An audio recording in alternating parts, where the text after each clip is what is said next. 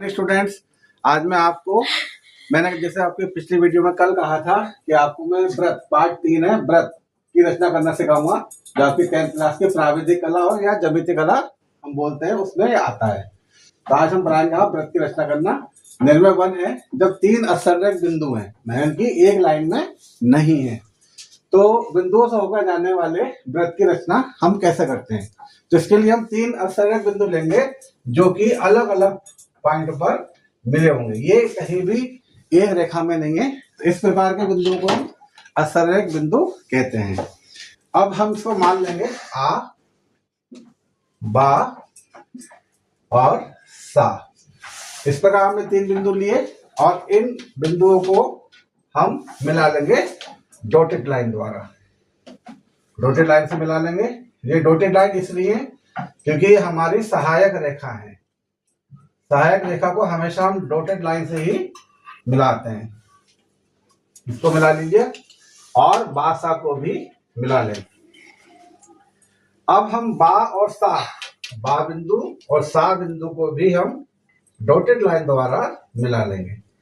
ये हमारी सहायक रेखा है जिनकी सहायता से हम व्रत की रचना करेंगे। तो जिसकी सहायता लेते हैं हम उन्हें डॉटेड बिंदु द्वारा ही मिलाते हैं। अब बिंदु आ और वाह का हम अर्धक करेंगे। बिंदु आ को हमने केंद्र माना और इस रेखा के दोनों ओर एक चाप लगा दिया। इस प्रकार बिंदु बा को केंद्र मानेंगे और इस पहले वाले चाप को काट देंगे। दोनों ही तरफ जो चाप थे उनको हमने काट दिया। इसी प्रकार हम बिंदु बा सा का भी अर्धक करेंगे।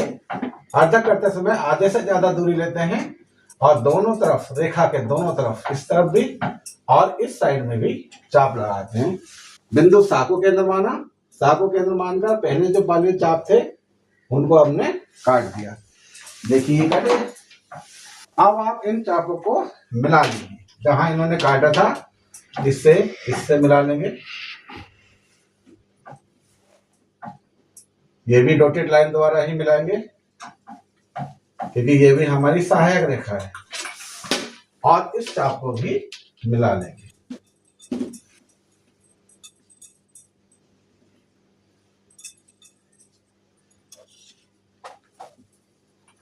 जहां इन्होंने एक दूसरे काटा है ये बिंदु हमने का मान लिया है। ये बिंदु का मान लिया, इसको हम केंद्र मानेंगे। बिंदु का को केंद्र माना और आप किसी भी बिंदु ले लीजिए। आ को बा से बा तक या आ तक किसी भी बिंदु को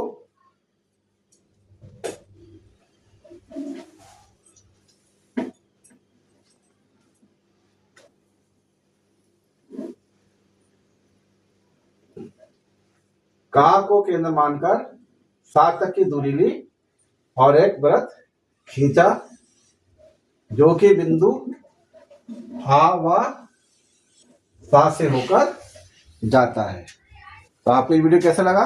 अच्छा लगा तो कमेंट्स कीजिए, लाइक कीजिए, शेयर कीजिए। धन्यवाद।